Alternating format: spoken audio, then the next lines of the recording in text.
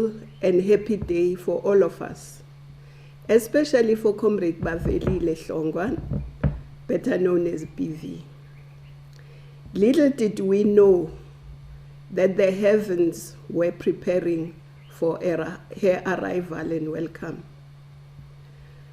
Bavelile was a true revolutionary who, like Steve Biko, Che Guevara, like even King Shaka, sprinted through life and departed young.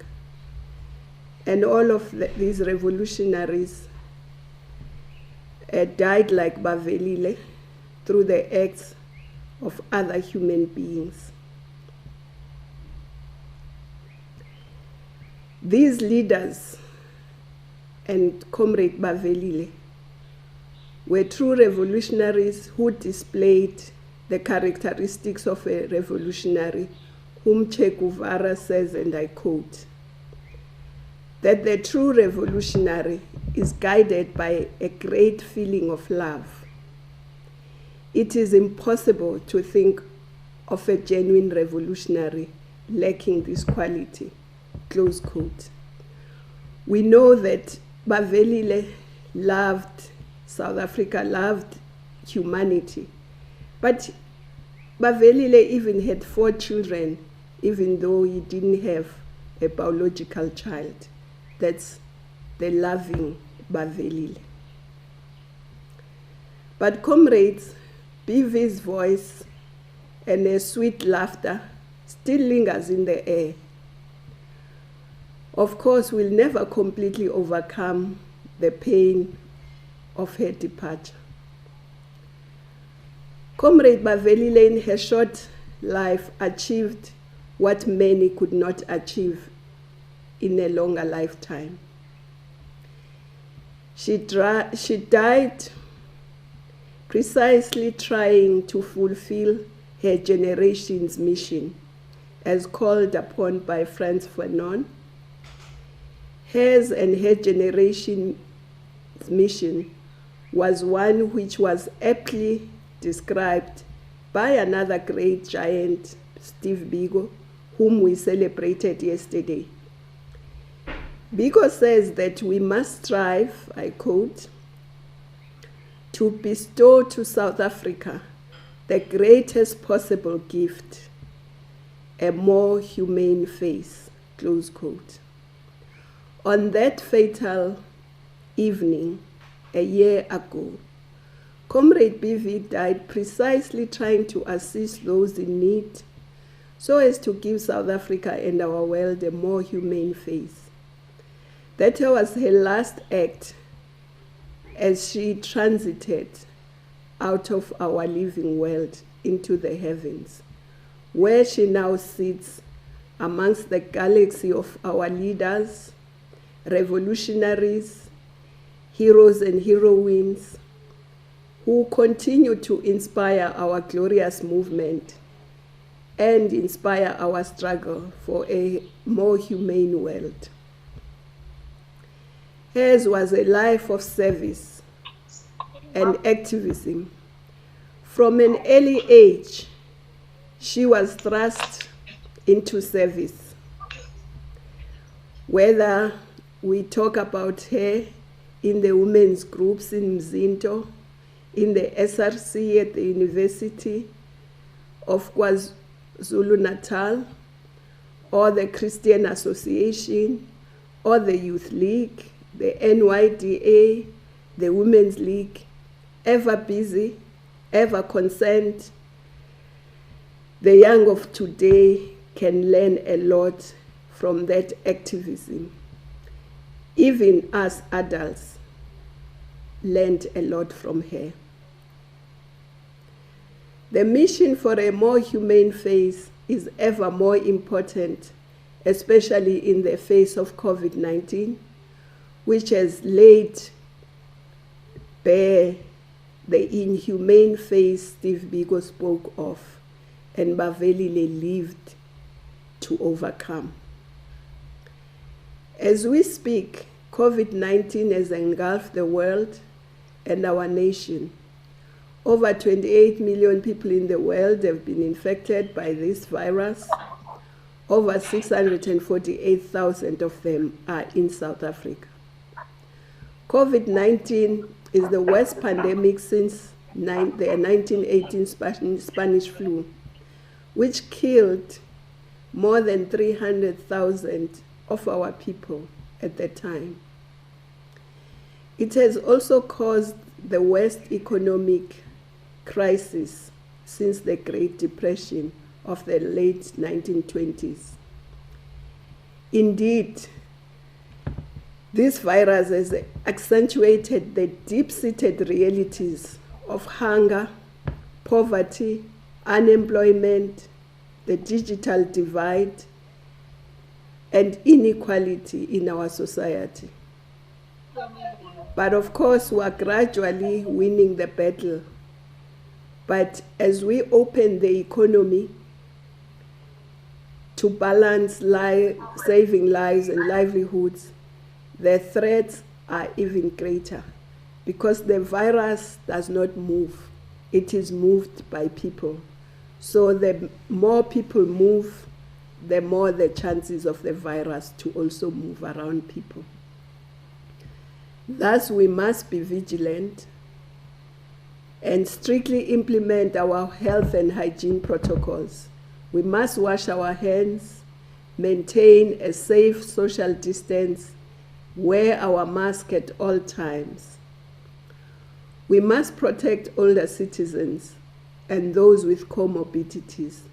When we visit them, we must maintain all these protocols in addition to encouraging them to stay and work at home where possible. By taking these added measures, we may be able to avoid a second and a more deadly wave, which has happened in many countries, as we have seen in Spain, in France, in the UK, in the US, and many others. The virus has also changed our world forever. Technology take-up has enabled us to have engagements such as this one. However, it has also further excluded the vast majority who have no access to this kind of technology, thus denying them of fundamental rights such as the right to education. As we saw during the lockdown, many of the children who don't have access to technology could not continue with their schooling, whilst their counterparts who had access were continuing with their education. COVID, therefore, gives us the opportunity to reset the world and to reset South Africa into a more just world. This will require the acceleration of our radical economic transformation project, which project Comrade Bavelile stood for. The pandemic has also accentuated the realities and contradictions of the global and national political economies. The United Nations Development Programme reports an increase in global poverty and vulnerability, with 80% of the 1.3 billion people living in multidimensional poverty today being deprived in at least 5 of the 10 indicators, such as health, education, living standards, amongst others. According to the UN, this could see 100 million more people being pushed into extreme poverty. This means that more people have less to eat, thus also adding to the 800 million who go hungry and are malnourished in the world. In Africa, 93% of the 558 million who are poor do not have access to clean cooking fuel. They do not have access to electricity, clean water, all of which are very important in mounting a meaningful fight against this pandemic. Comrades, this inhumane world we live in has also seen over 40 million people globally being subjected to modern forms of slavery. 248,700 of them are in South Africa, have either been lured in by the promise of a non-existing gainful employment, which leads them into unpaid or very cheap labor in many walks of our life, and also into being sex slaves. As we mounted the fight against COVID pandemic, a second pandemic accelerated. That pandemic is gender-based violence. More and more women and children suffered in the hands of abusive partners and parents. And the phenomenon of femicide is reaching unprecedented levels. According to the crime stats, on average, 856 women and 321 children were murdered over 107 days in 2018-2019, according to the South African Service Crime Statistics. Without providing an excuse for the inexcusable, alcohol and substance abuse are also key commodities in this crime. Indeed, COVID-19 has exposed fallacies and falsehoods everywhere, as highlighted by Antonio Guterres. Antonio Guterres is the United Nations Secretary General. This year, when he was delivering the Nelson Mandela Lecture, Guterres goes on to enumerate some of the fallacies and falsehoods, and I would quote him. He says that, I quote, "The lie that free markets can deliver health care for all. The fiction that unpaid care work is not work. The delusion that we live in a post-racist world. The myth that we are all in the same boat." He concludes that all those and more other falsehoods, because while we are all floating on the same sea, it is clear that some of us are in super yachts, whilst others are clinging to floating debris. So that's how unequal and inhumane the world we live in. Of course, Comrade Bavelile lived and died to correct these inhumane actions in our world. Comrades, racism has also reared its ugly head again. During these trying times, we've seen racism come to the fore.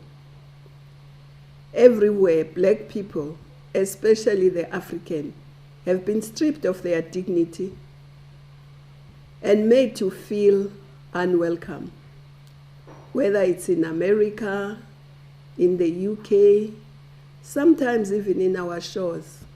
We've seen in horror how Africans continue to be treated as inferior. We must recall the words of Biko, who said, and I quote,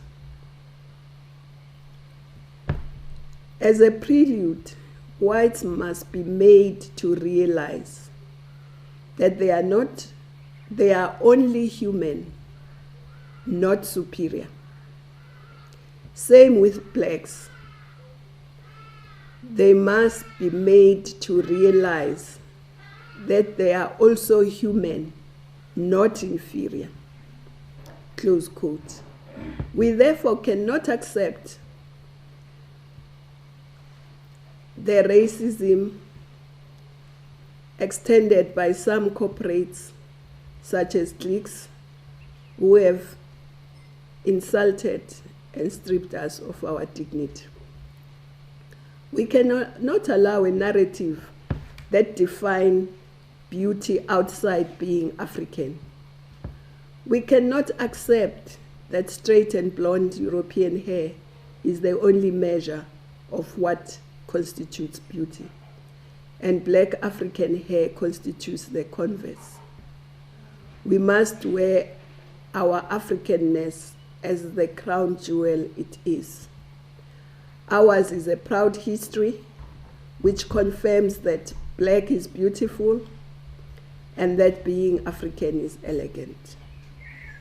We must not allow others to tell us what is good for us.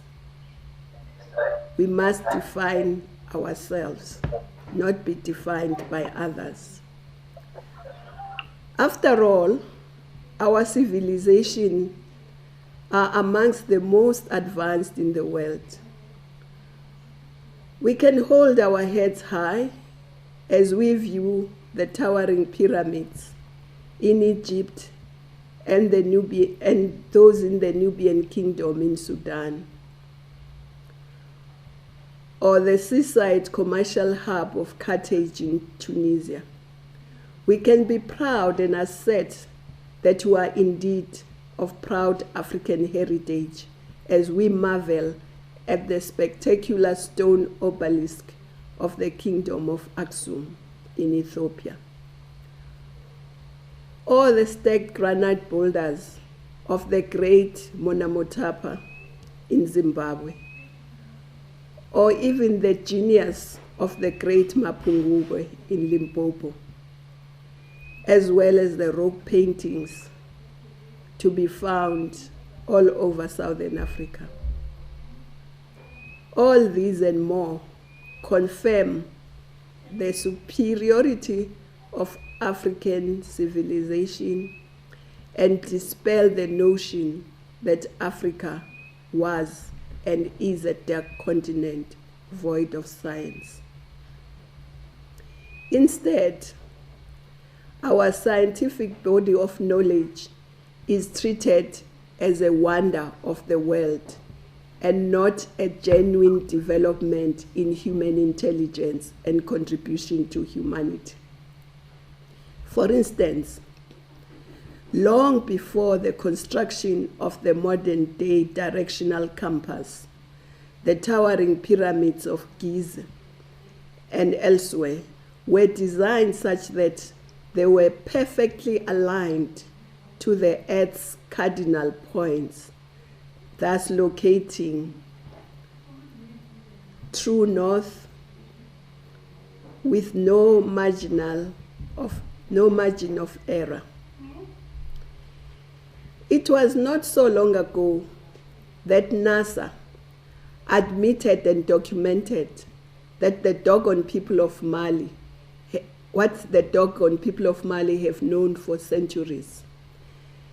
The Dogon long discovered that the Sirius A, which is the brightest star in Earth's night sky, they also documented in oral history that Sirius A had a much dimmer companion, Sirius B, which has a 50-year elliptic orbit around Sirius A.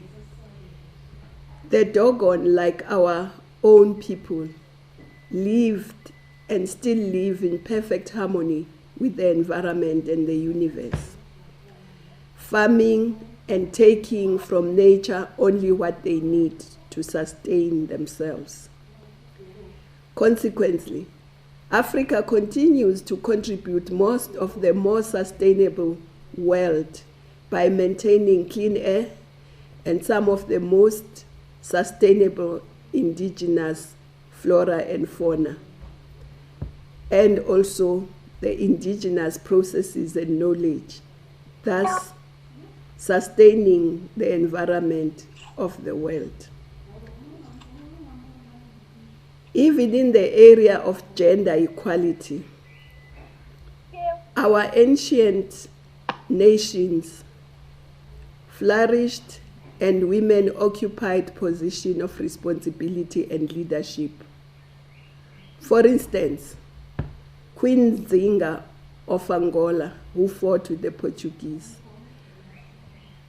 Makeda, the Queen of Sheba in Ethiopia, Queen Amos Nefertiti of Egypt, Nehanda of Zimbabwe, Ya Asantua of the Ashanti Empire in Ghana, Dahia of the Akina of Mauritania, Buctu. Some of us may not know that Timbuktu is named after a woman called Buctu of Mali. Queen Nandi of the Zulu, Queen Mantantise of the Batlogwa, Queen Mojaji of the Balobedu, and many other women that held great responsibility in our ancient civilizations. Comrades, sadly, because of colonization, we departed from our rich tradition and heritage. We were forced to discard of our Africanness and our culture and way of life, and replaced by a Western culture which brought about entirely new sets of values and principles, where self becomes more important than the collective. And yet, culture represents the soul and the identity of the people, without which our soul cannot prosper. Comrade BV understood that we are not truly free unless our people are free from hunger, poverty, want, and unemployment. This is the mindset shift that all of us, including young people, need to imbibe. Self-actualization is a state by which one talent must be utilized for the greater good. As Nikolai Ostrovsky once said in the book How the Steel Was Tempered, I quote, "The dearest possession to humankind is life. It's given to one but once, and one must live it so as to feel no torturing regrets for wasted years, never know the torturing shame of a mean and petty life. So live that dying, one might say, all my life, all my strength was given to the finest cause in all the world." Indeed, Comrade BV gave all to the finest cause in the world. He gave all her strength, all her wisdom, all her knowledge,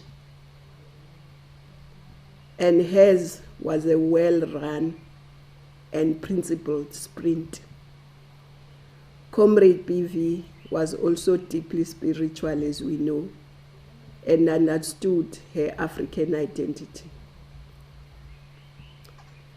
Thus, our mindset shift must include the belief in our culture, but we must also discard the elements of culture that are no longer relevant that are regressive and embrace those that are progressive. Those that we must discard must include practices like ukutwala, ukungwenwa, and many others, because these are at the root of abusing women and children. We must understand that culture evolves, it's dynamic, and thus we must grow and support progressive development whilst also preserving our indigenous knowledge systems. We must also discard all the regressive and oppressive elements of our culture. We must also remain alive to the fact that colonization tried to destroy and devalue our culture as primitive. We must reclaim our history and our culture. Thus, to claw back our dignity, we will require a mindset shift. When we talk about mindset shift, we must also talk about the belief in ourselves as Africans. Yes, there may be things that are terribly wrong in Africa, like the paradox of a rich continent and poor Africans on the continent. The poverty and underdevelopment seem to be endemic. Conflicts in places that have gone on for too long and claim too many lives. New challenges that we face, such as pandemics and climate change. But we must never forget for a moment and think that this is the narrative or the natural condition for Africa. We have to adopt a mindset that we shall not be defined by our past or our present constraints. We must reach for a future we want to build, and we must build it today. It is a mindset that must instill in ourselves and in all generations to come that our destiny is in our hands. And that's what BV believed in. Comrades and friends, as we shape that future, we must bear in mind that our languages and culture have no name for the phenomenon such as xenophobia. I don't know any African language that has xenophobia or Afrophobia. Comrade BV was a Pan-Africanist who understood this. One of the last international trips I undertook with Comrade BV was a trip to Ghana, where we met with the Youth Commission there.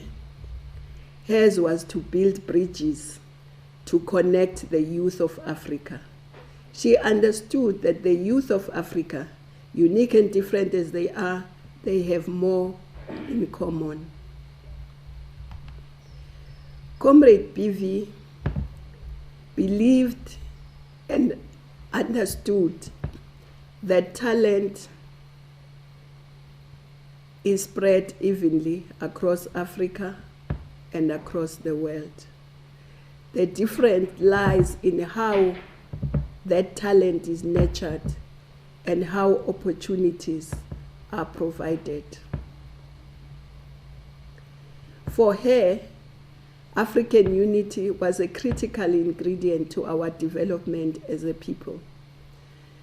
Thus, we saw her active involvement in the Pan-African Women's Organization.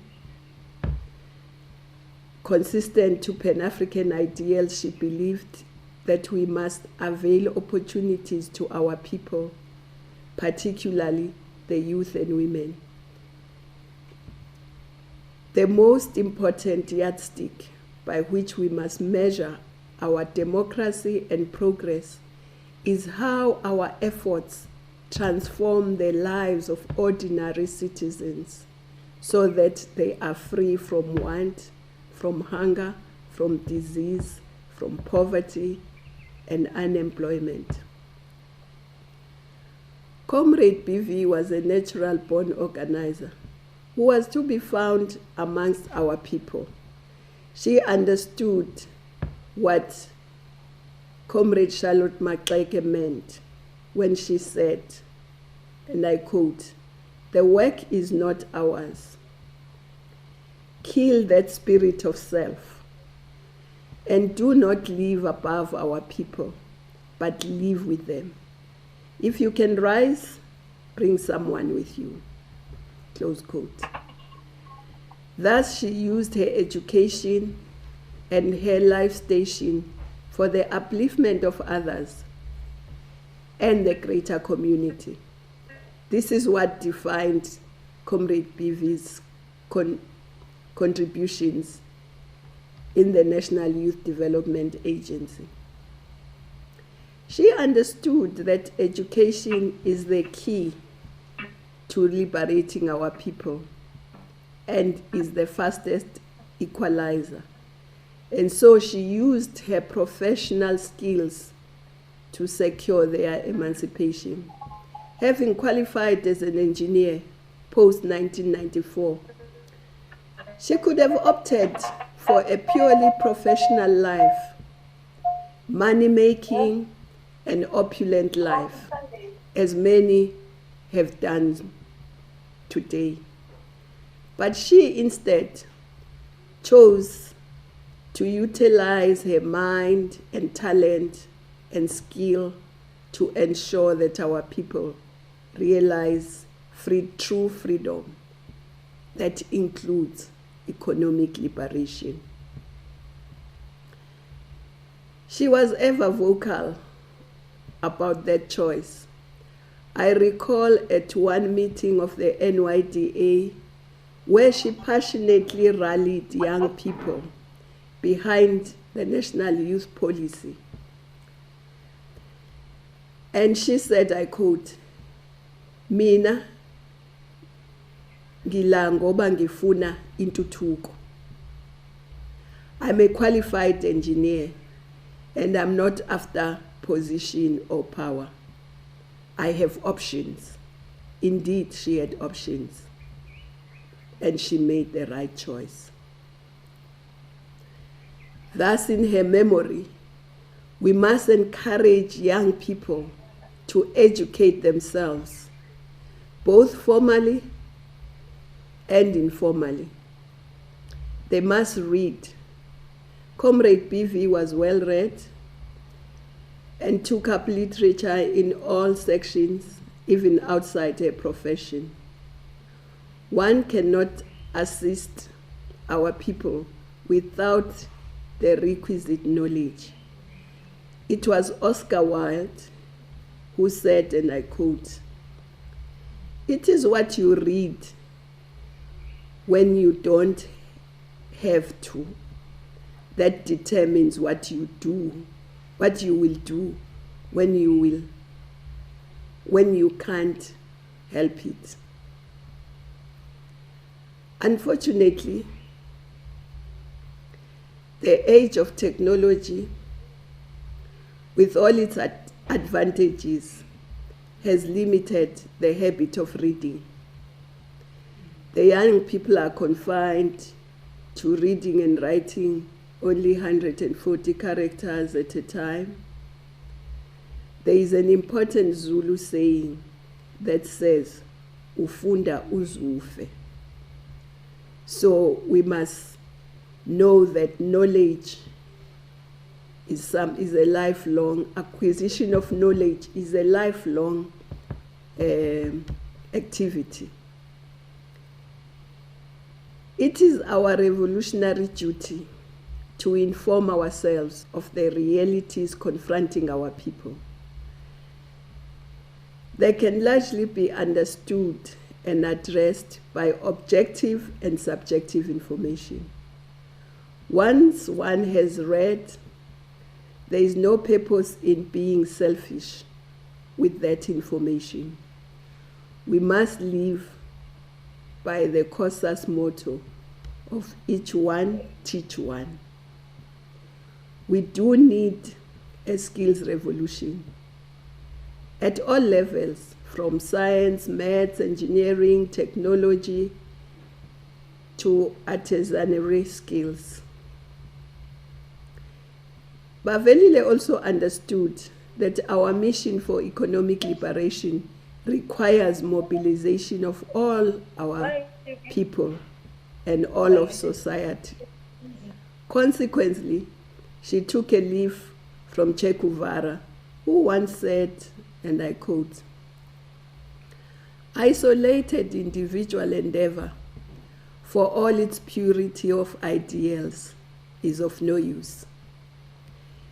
And the desire to sacrifice an entire lifetime to the noblest of ideals serve no purpose if one works alone, solitary, in some obscure corner. To create a revolution, one must have the mobilization of the whole people." Close quote. Thus, Comrade BV was located amongst the people, with the people, and mobilized and organized them into a coherent force. You cannot be a force by yourself. You can only be a force if you have mobilized and organized the people. Even though our movement and its leadership is challenged by social distance from the masses from time to time, Comrade BV did not carry with her that weakness. Young people today also tend to keep a distance from our people, choosing to work for self and not for the greater good. This individualistic view has turned our country into each one for himself or herself, but it's usually himself. And the devil takes the hindmost, thus corroding the moral fiber in our society. Ubuntu means working with and for the people. We can say without fear of contradiction that Comrade Bavelile was an ethical and principled leader. She lived the truth of the Black consciousness philosophy that Biko said, "This first truth, bitter as it may seem, that we acknowledge before we can start on any program designed to change the status quo.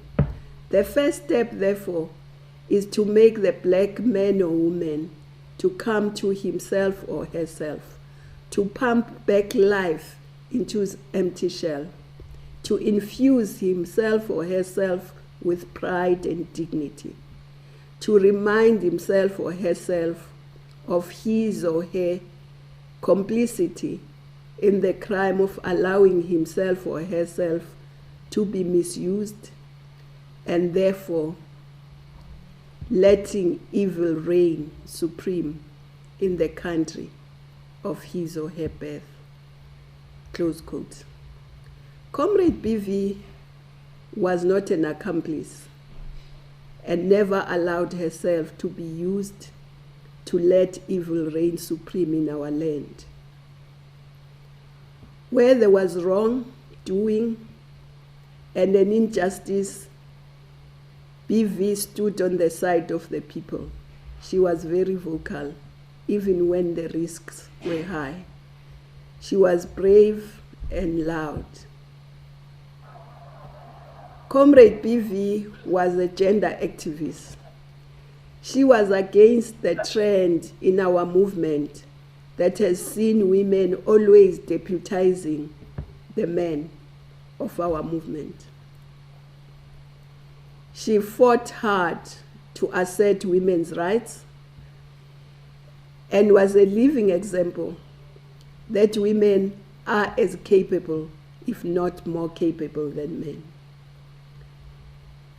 She also understood that since poverty and inequality dons the face of a woman, we cannot tackle it without addressing gender inequalities. I'm certain she would be very pleased that we are taking the steps towards gender responsive budgeting, by which we intend to know exactly how many cents in a rand are spent on the emancipation of women. Our budget must ensure that every rand is gender and spatially referenced. That way, we will truly know how much and how gender inequality is being addressed by our national, our provincial, and our local budgets. We're also certain that she would have celebrated the progress made in Iceland, which has made it a criminal offense to pay women less than men for the same work. No wonder Iceland is #1 in the world in terms of the most equal society. Comrades, BV was also committed to seeing the transformation of our economy. She understood that without our people commanding and managing the economy, we cannot hope to record progress in our country and our democracy. Consequently, Comrade BV was passionate about radical economic transformation. She consistently argued that the prevailing levels of hunger, inequality, poverty, and unemployment can only be sustainably resolved through radical economic transformation, being a patriot.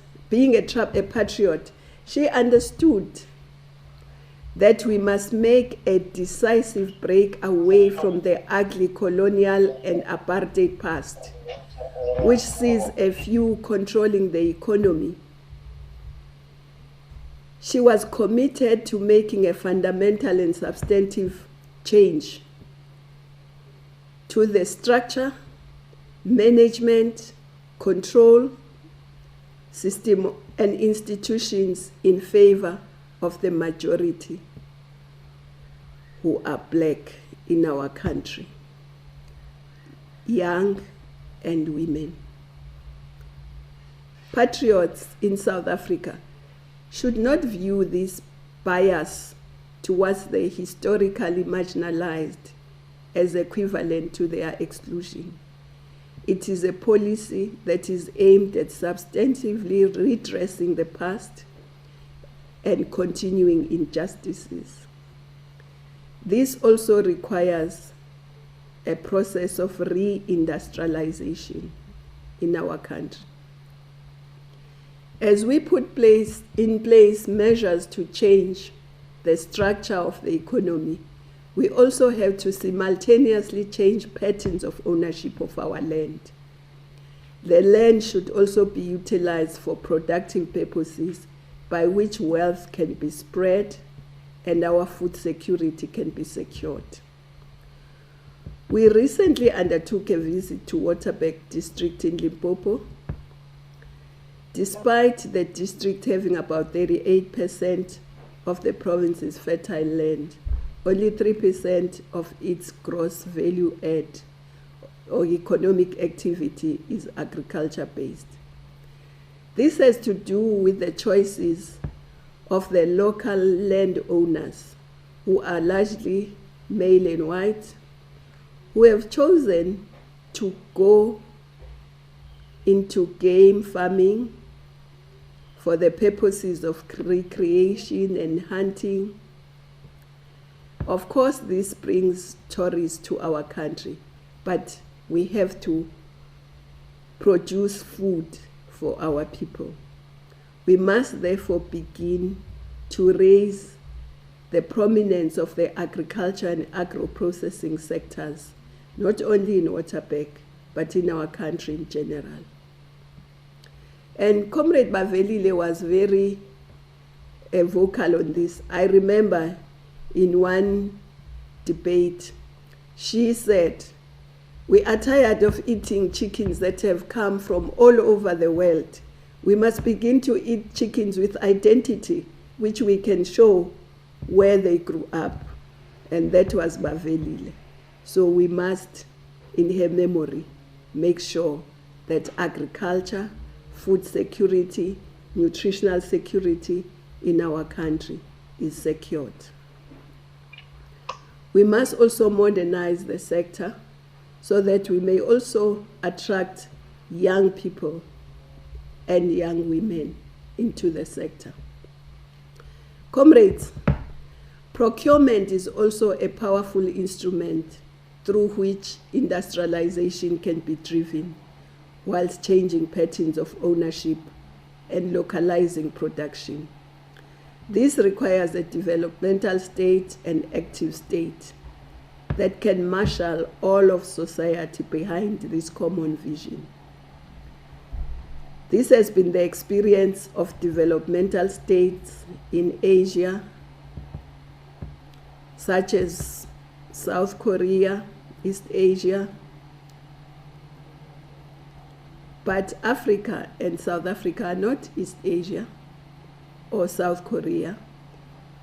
They possess their own sets of unique challenges, identity, endowment, and talent. And we must utilize what we have.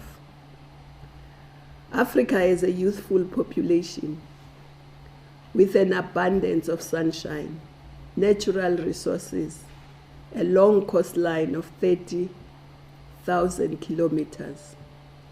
Thus, the continent must implement Agenda 2063.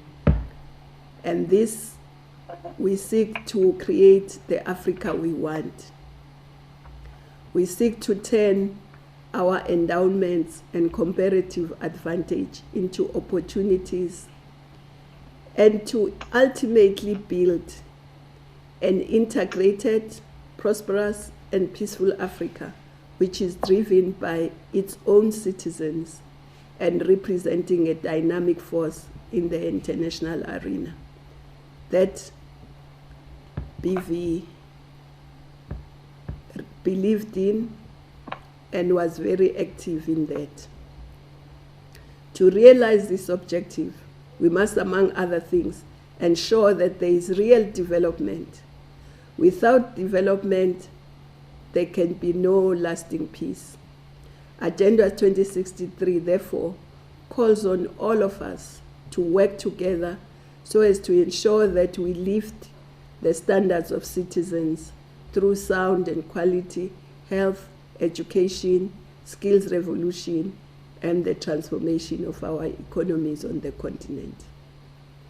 Our drive for a people-oriented development also requires that we apply African solutions to African problems. To do this, we must be able to reimagine the world we live in. We must reimagine a more just, more democratic world. Therefore, the transformation of the global governance architecture is an absolute necessity. Our multilateral institutions must be reflective of the demographics of the world. Over 1.2 billion of the 7 billion people live in Africa. and just over 50% of those people in the world are women.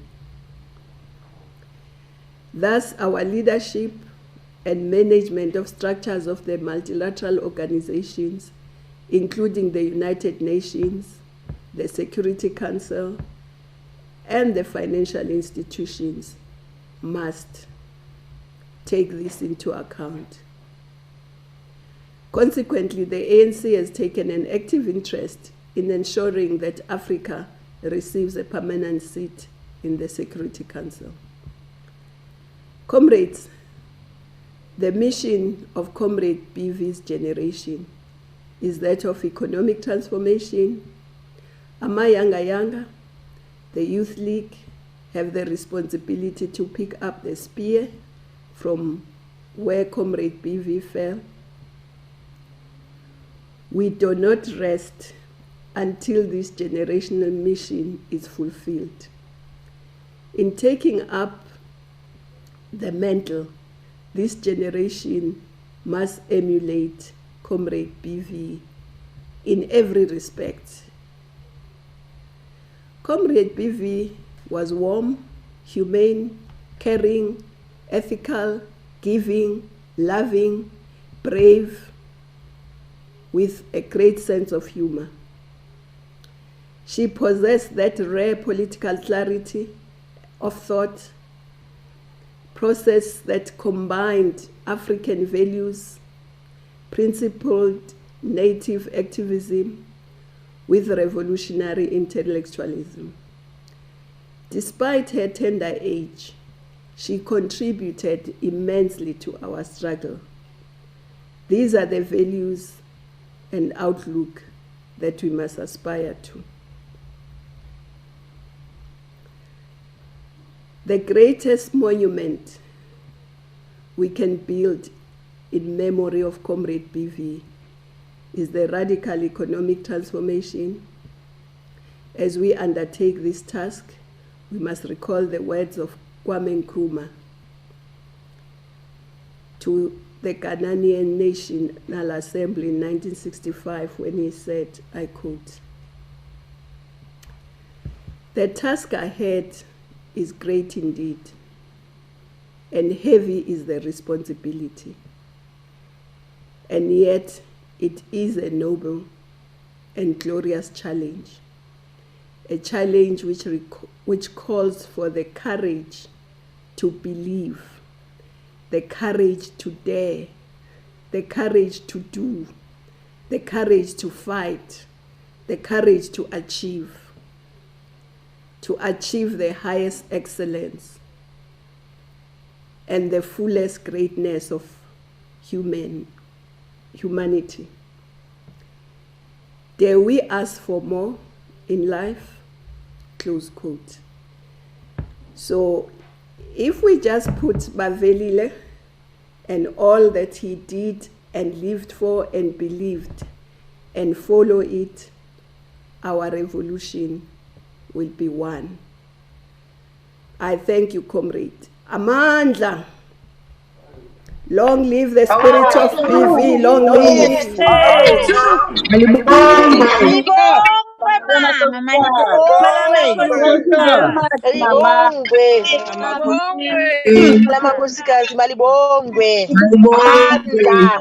Siyabonga President. Malibong. Siyabonga leadership. Long live the spirit of BV, long live. Long live the undying spirit of BV, long live. Long live the indomitable spirit of BV, long live. Long live.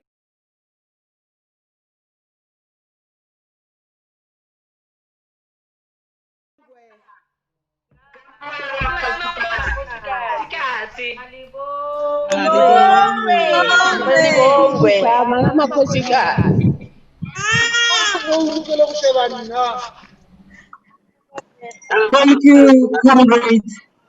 Thank you, comrades. Indeed, we are re-energized. We thank comrades Mama Nkosazana Dlamini Zuma for a powerful message and how she has unpacked this life that today we are celebrating. As young women, we ought to follow on the footsteps and where the spear had fallen. And it is our duty and the duty of this generation in making sure that the radical economic transformation is realized for the betterment of our people.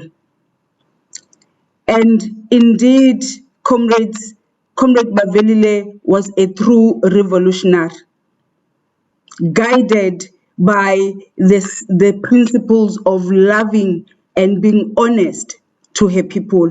She understood clearly the words of Mama Charlotte Maxeke, that this work is not about self. And when you lead your people, you don't live above them. When you rise, you bring someone with you.